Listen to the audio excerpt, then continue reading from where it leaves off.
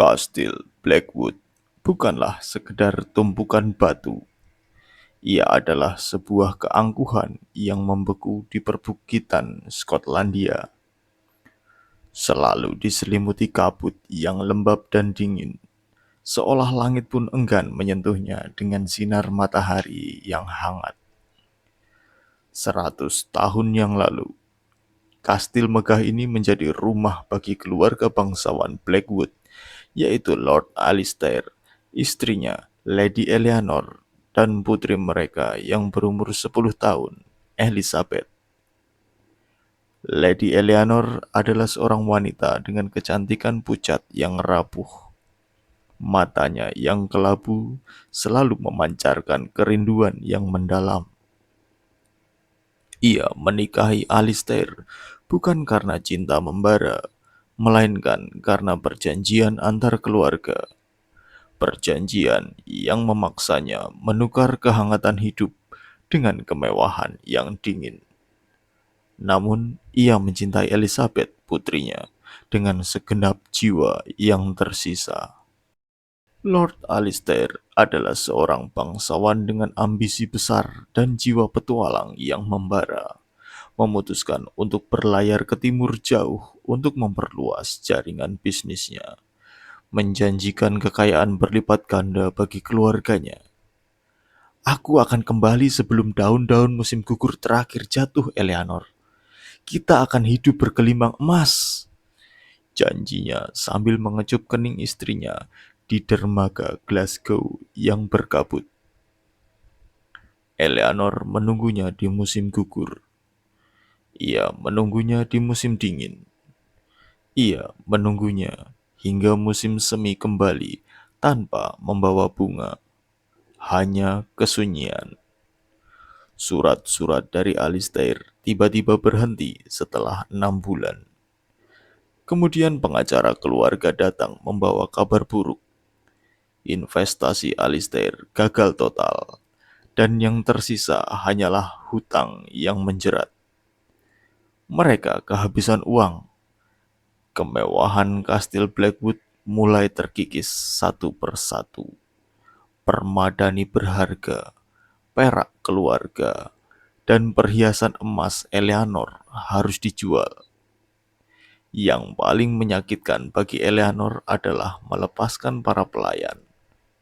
Keluarga Blackwood tidak pernah terbiasa dengan kesederhanaan.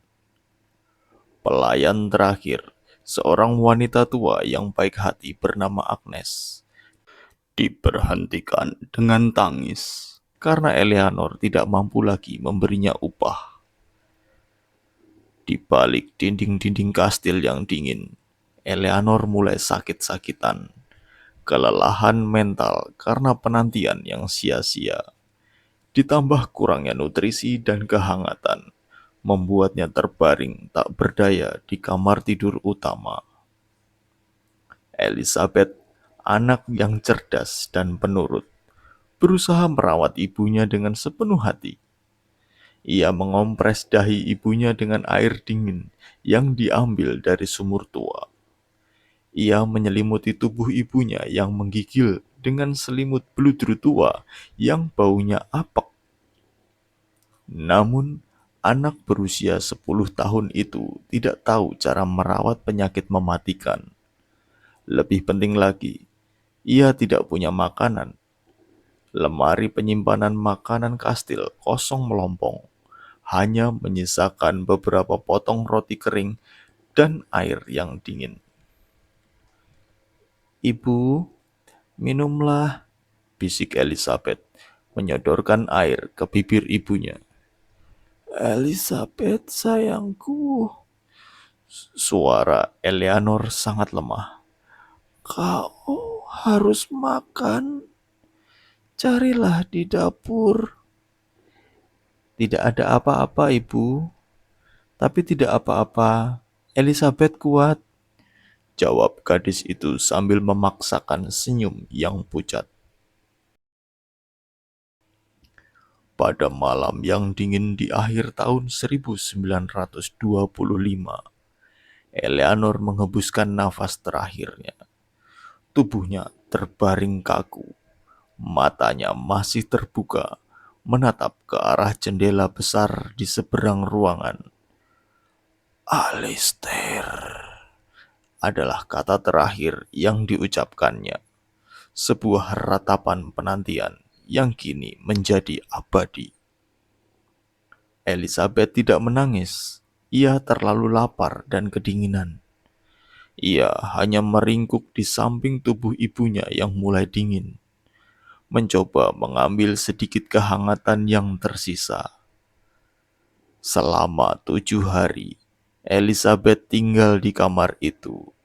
Rasa lapar menggerogoti perutnya hingga ia tak bisa lagi berdiri. Ia mencoba memakan remah-remah di lantai, tetapi sia-sia. Di malam ke-8, tepat 100 tahun yang lalu, Elizabeth Blackwood meninggal dunia. Ia meninggal dengan posisi meringkuk, tepat di sebelah jasad ibunya. Matanya yang polos menatap jendela. Anehnya, hingga saat ini jasad mereka menghilang dan tidak pernah ditemukan. Mereka hanya menjadi sepasang arwah yang terperangkap dalam siklus penantian. Kastil Blackwood disegel oleh para kreditor dan ditinggalkan. Desas-desus tentang tangisan anak kecil dan bisikan wanita dari balik jendela menara menyebar, membuat kastil itu dijuluki The Waiting Tomb atau makam penantian. Tepat 100 tahun kemudian, kabut tebal kembali menyelimuti Blackwood. Di jalan setapak yang ditumbuhi semak belukar, sebuah mobil hatchback tua berhenti. Di dalamnya ada 4 remaja yang mencari sensasi. Ethan, pemimpin yang berani dan sedikit sombong. Dialah yang pertama kali mengusulkan uji nyali ini. Maya, seorang yang skeptik yang mudah panik. Ia mengikuti karena tidak mau dicap sebagai pengecut. Liam, si ahli teknologi. Ia membawa drone kecil dan peralatan merekam video malam. Dan Chloe, si peneliti cerita. Dia paling mengetahui detail tragis keluarga Blackwood.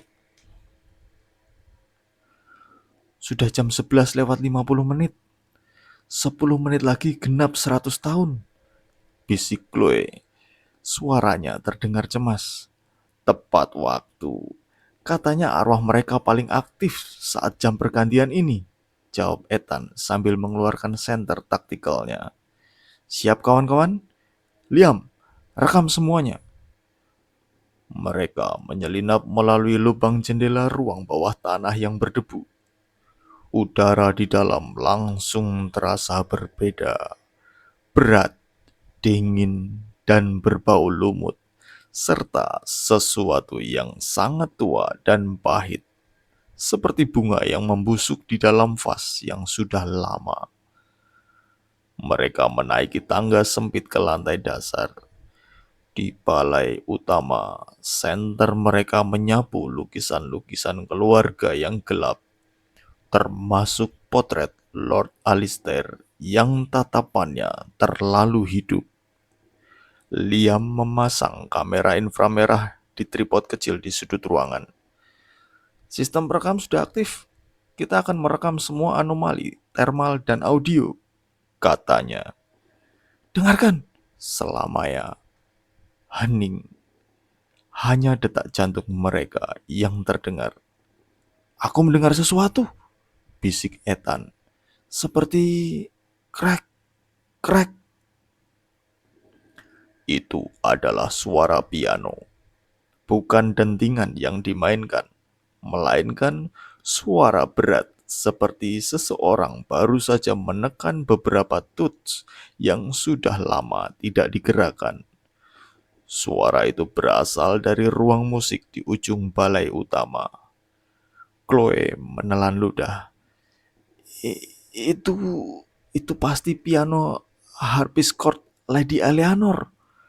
Katanya dia sering memainkan lagu ratapan saat Alistair pergi. Mereka bergerak perlahan ke ruang musik. Pintu kayu eknya terbuka sedikit. Ethan mendorongnya. Di tengah ruangan, piano tua itu berdiri, diselimuti terpal yang berlubang-lubang. Saat Ethan mendekat, terpal itu tiba-tiba melorot ke lantai dengan suara yang keras, seolah ditarik dari dalam. Tuts-tuts piano itu terlihat, meskipun mereka semua melihat tidak ada satupun jari yang menyentuhnya. Ada nada tunggal terdengar, nada yang panjang dan menyakitkan. "Keluar! Keluar sekarang!" teriak Maya. Suaranya memantul di ruangan kosong. "Tunggu!" tahan Ethan. Wajahnya pucat. "Lihat rekamannya, Liam." Liam memeriksa layar kecil di kameranya. Temperatur ruangan di sekitar piano turun drastis sampai 5 derajat di bawah suhu ruangan. Tapi tidak ada yang terlihat. Tiba-tiba suara gesekan kain sutra yang menyeret lantai batu terdengar di koridor di atas mereka. Shh, shh. Suara itu bergerak perlahan, ritmis, penuh keputusasaan. "Lantai 2," bisik Chloe. "Kamar tidur utama." Mereka memutuskan untuk naik. Rasa ingin tahu mereka mengalahkan rasa takut. Tangga marmer yang indah berderit di setiap pijakan, memecah kesunyian kastil yang telah bertahan 100 tahun. Mereka sampai di lorong gelap lantai 2. Udara terasa dingin menusuk, jauh lebih dingin dari lantai bawah. Pintu kamar tidur utama terbuka sedikit. Ethan mendorongnya dan mereka semua menahan nafas. Kamar itu sangat besar dengan kanopi ranjang berukir yang menjulang tinggi, diselimuti jaring laba-laba tebal. Debu tebal menyelimuti setiap permukaan kecuali satu. Tepat di samping jendela ada kursi berlengan tua yang menghadap ke halaman depan. Di sana lapisan debu tampak bersih, seolah baru saja diduduki. Bukan hanya satu lekukan, tetapi dua, satu besar dan satu kecil, meringkuk di bawah yang besar. Dia selalu menunggu di kursi itu, dan Elizabeth selalu menemaninya. Chloe berbisik, matanya melebar ketakutan. Saat itu juga, tepat pukul 12 malam, sebuah lonceng tua yang sudah lama dianggap mati di menara kastil berdentang satu kali. Dong. Suara itu bergema, menggetarkan tulang-tulang mereka. Ketika dentangan itu hilang, suara seorang wanita terdengar di udara, bukan di dalam ruangan, tetapi seperti datang dari dalam kepala mereka. "Alistair." Suara itu sangat lembut, tetapi berisi rasa sakit, pengkhianatan, dan kerinduan yang tak tertangguhkan. Tiba-tiba lampu senter Ethan dan Liam padam bersamaan. Hanya senter kecil di tangan Chloe dan Maya yang berfungsi. Dalam cahaya redup itu, mereka melihat pergerakan di dekat ranjang. Sebuah bayangan tipis menyerupai wanita tinggi dalam gaun yang sudah usang muncul. Ia tembus pandang, tetapi mata cekungnya menatap langsung ke arah mereka. "Di sana!" teriak Maya. Wanita itu, Lady Eleanor, menggerakkan tangannya yang pucat, menunjuk keluar jendela. Wajahnya yang cantik dan tirus kini adalah topeng keputusasaan. "Di mana suamiku? Di mana Lord Alistair? Katakan padaku, anak-anak, apakah dia sudah tiba? Suaranya bukan lagi bisikan, melainkan ratapan yang memekakkan telinga. Arwahnya tidak marah, tetapi sangat putus asa. Dan keputusasaan itu sendiri menjadi teror. Mereka semua terdiam. Hanya Liam yang berhasil merespon. Kami, kami tidak tahu. Kami baru datang. Respon itu salah. Arwah Lady Eleanor menjadi murka. Kemarahan yang terpendam selama 100 tahun meledak dalam keheningan. Lampu senter Chloe dan Maya mati. Kegelapan total menyelimuti mereka. Dalam kegelapan yang pekat, mereka mendengar suara mendesis seperti desahan yang sangat dekat. Ethan dalam kepanikan menarik Chloe dan berlari ke pintu. "Lari, menara, ayo ke menara!" teriak Ethan. Teringat bahwa Lady Eleanor sering menunggu di sana. Mereka berlari tanpa menoleh ke belakang.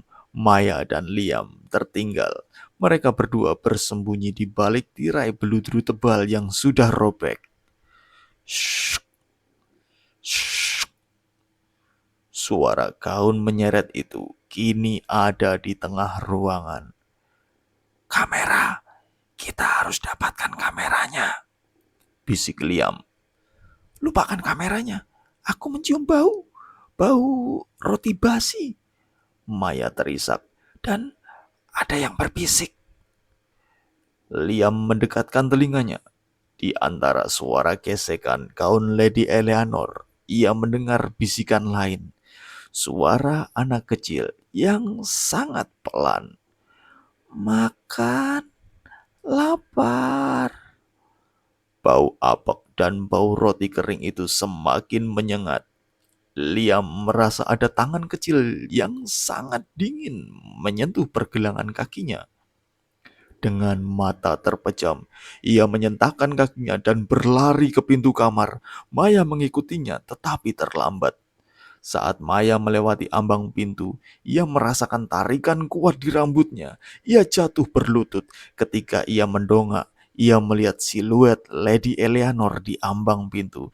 Tangannya terentang ke arah lorong. "Kau akan menemaniku menunggu, sayang. Kau akan memberinya makan," teriak Maya, terendam oleh jeritan Liam yang sudah berlari jauh. Liam hanya melihat bayangan Maya yang ditarik masuk ke dalam kamar yang gelap dan pintu kamar itu membanting dengan keras. Liam sendirian. Ia tahu ia harus menemukan Ethan dan Chloe. Ethan dan Chloe mencapai menara. Mereka terengah-engah. Tangga spiral batu terasa dingin dan licin. Mereka mencapai puncak.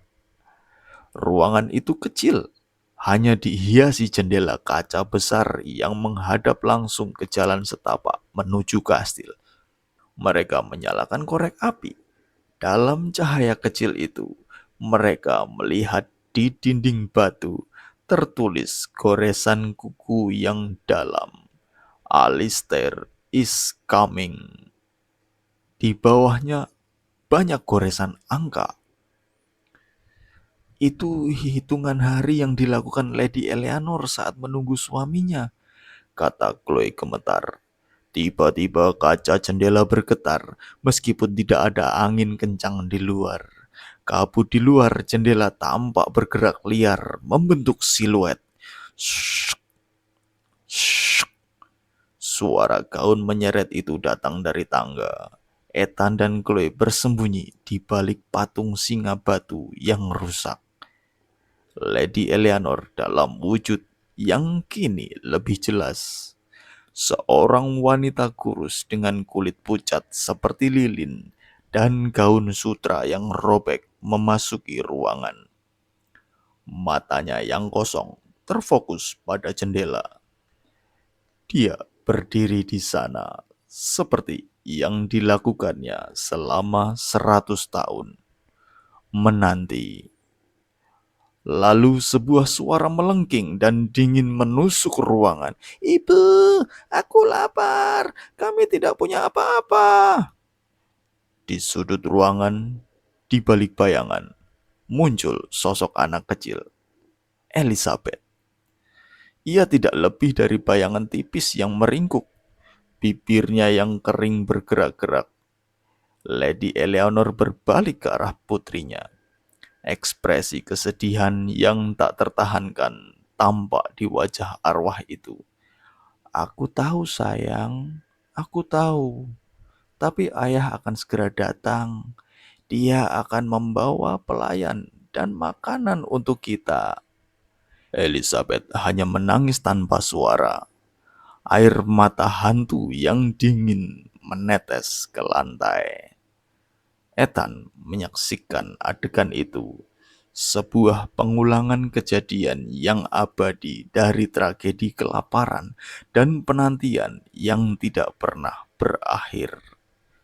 Tiba-tiba Ethan merasakan desakan untuk membantu.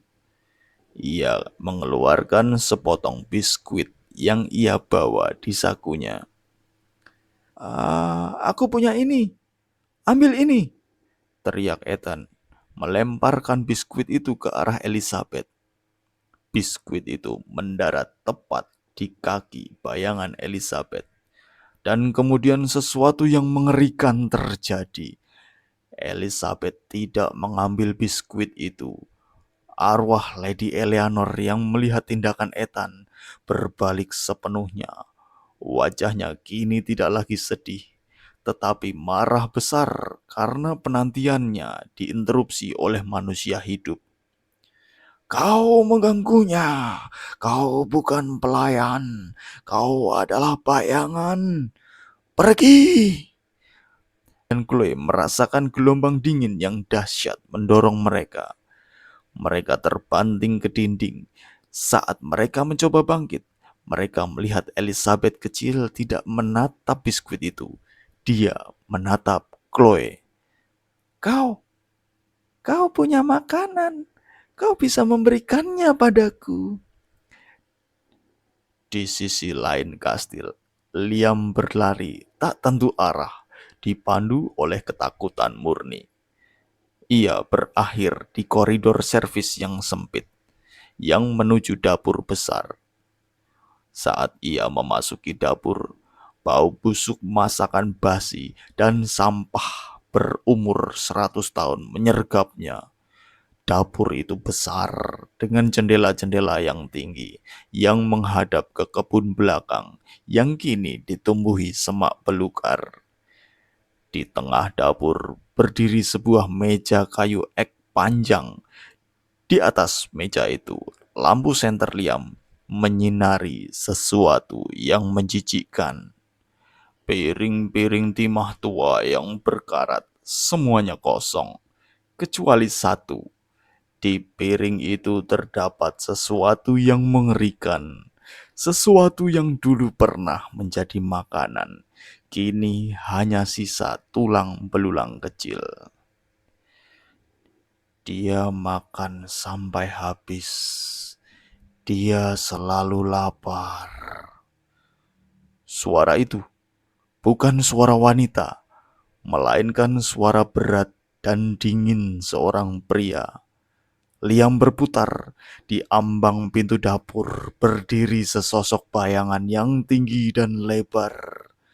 Lord Alistair. Dia tampak solid, mengenakan jubah trenchcoat basah dan topi fedora yang menutupi wajahnya. "Siapa kau?" desis Liam. Senternya gemetar. Lord Alistair tidak menjawab. Dia hanya melangkah masuk, memancarkan aura arogansi yang dingin. Kau, kau bukan Alistair Blackwood," kata Liam. Teringat cerita Chloe.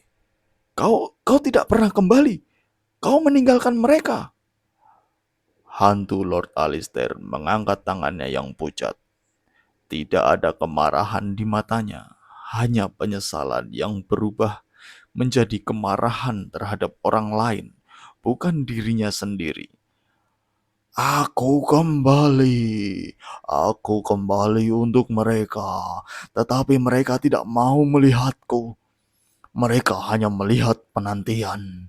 Mereka hanya melihat kegagalan. Mereka menuduhku meninggalkannya.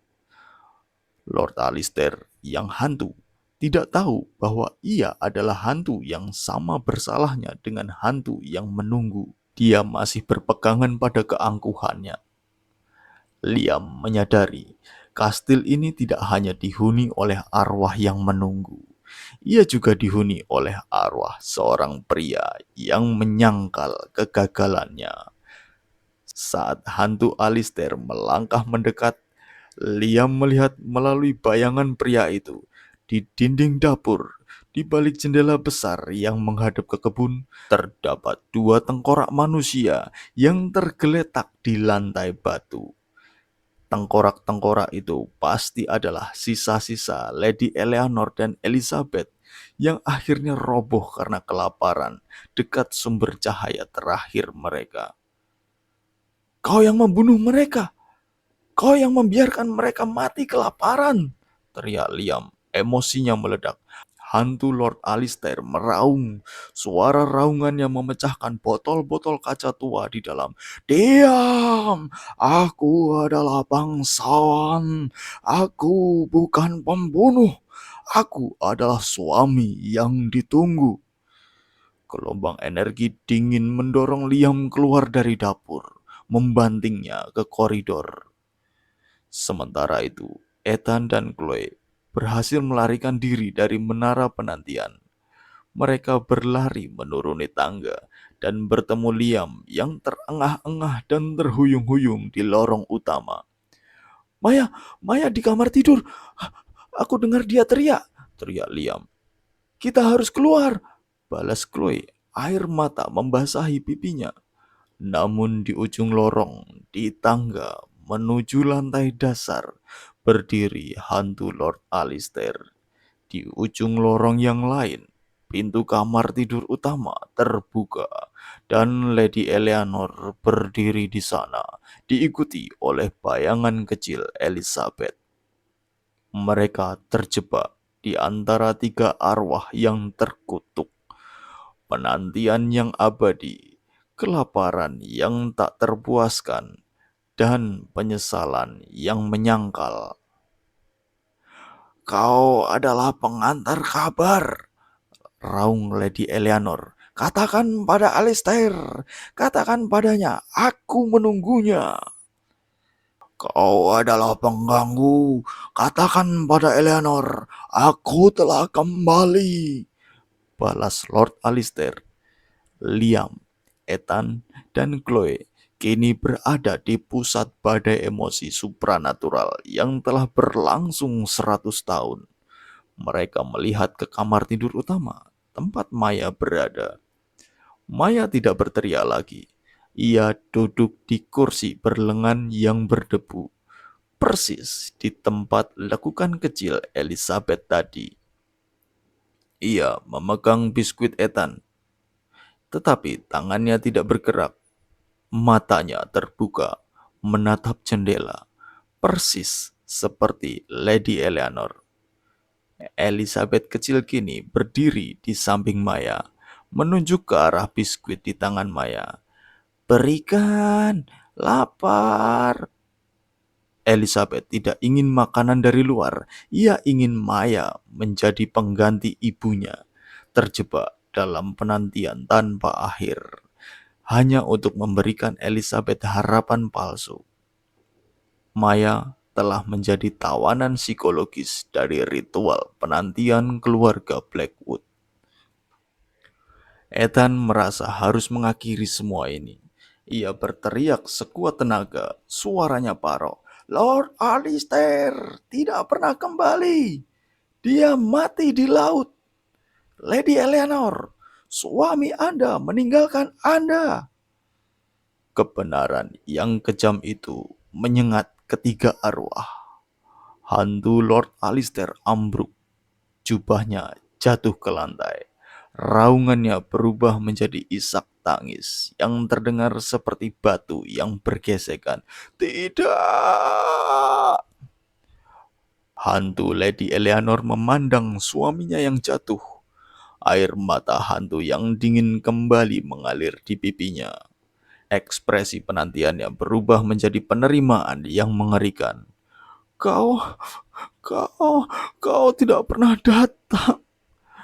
Dalam sekejap, fokus Elizabeth kecil terlepas dari Maya. Ia berbalik, berlari ke arah ibunya. Ibu, ayah, aku lapar. Lady Eleanor merangkul putrinya yang tembus pandang. Mereka berdua menatap siluet Lord Alistair yang merangkak. Dan kemudian ketiga arwah itu mulai berubah. Mereka tidak menghilang, tetapi menyatu. Lady Eleanor, Elizabeth, dan Lord Alistair. Semua energi emosi mereka yang terkunci, penantian, kelaparan, dan penyangkalan bergabung menjadi satu pusaran kabut kelabu di tengah lorong. Pusaran itu mengeluarkan suara tangisan, raungan, dan bisikan lapar yang menyatu, menciptakan suara kesedihan yang tak tertahankan. Liam, Ethan, dan Chloe memanfaatkan momen itu. Mereka berlari ke kamar tidur, menarik tangan Maya yang kaku. Ayo Maya, keluar! Begitu mereka menyentuh Maya, energi hidup mereka berhasil memutus ikatan Maya dengan Elizabeth. Maya menjerit, matanya kembali fokus, dan mereka berlari menuruni tangga. Pusaran kabut kelabu di lorong meledak dalam hembusan angin dingin yang dahsyat, meniup mereka ke lantai dasar. Mereka tidak berhenti, mereka berlari melewati balai utama yang kini gelap gulita, melompat keluar melalui jendela ruang bawah tanah yang pecah, dan terus berlari hingga mencapai mobil. Ketika mereka berhasil menyalakan mesin mobil dan melaju pergi, mereka menoleh ke belakang. Lampu sorot mobil mereka menyoroti kembali ke kastil Blackwood. Kabut seolah menghilang untuk sesaat. Di jendela menara tinggi, di mana Lady Eleanor selalu menanti, kini tidak ada siapa-siapa. Namun, di jendela besar dapur, tempat Liam melihat tengkorak itu, tampak siluet samar seorang wanita dan anak kecil yang sedang duduk bersandar di dinding. Tidak lagi menatap keluar, melainkan menatap ke dalam kekosongan abadi mereka. Di luar pagar, bayangan gelap Alistair berdiri, menatap kastil, dan penyesalan yang tak terucapkan. Mereka telah berhasil memutus ritual penantian palsu itu, tetapi tidak membebaskan mereka. Mereka hanya membawa arwah-arwah itu pada kebenaran yang lebih menyakitkan. Mereka semua telah mati, terpisah, dan terkutuk. Ethan memegang setir dengan tangan gemetar. Chloe menangis terisak. Liam melihat ke belakang dan menyadari bahwa ia telah meninggalkan kamera perekamnya di balai utama. Maya yang pulih dari keterkejutannya hanya berkata dengan suara yang sangat dingin. Aku tidak lapar. Kata-kata itu membuat mereka semua terdiam. Mereka tidak pernah kembali ke kastil Blackwood. Dan sejak malam itu, penduduk lokal bersumpah bahwa mereka tidak lagi mendengar langkah kaki atau ratapan dari menara. Yang mereka dengar sekarang adalah suara isak tangis yang dalam dari lantai dasar. Suara pria yang menyesali kegagalannya bercampur dengan keroncongan perut yang tidak terpuaskan dari seorang anak kecil. Selamanya terpenjara di dalam dapur tua Blackwood. Tragedi itu tidak berakhir. Ia hanya berganti bentuk dan penantian buta menjadi kesedihan. 100 tahun telah berlalu dan kastil Blackwood, The Waiting Tom, telah menemukan arwah-arwahnya dalam isolasi yang abadi.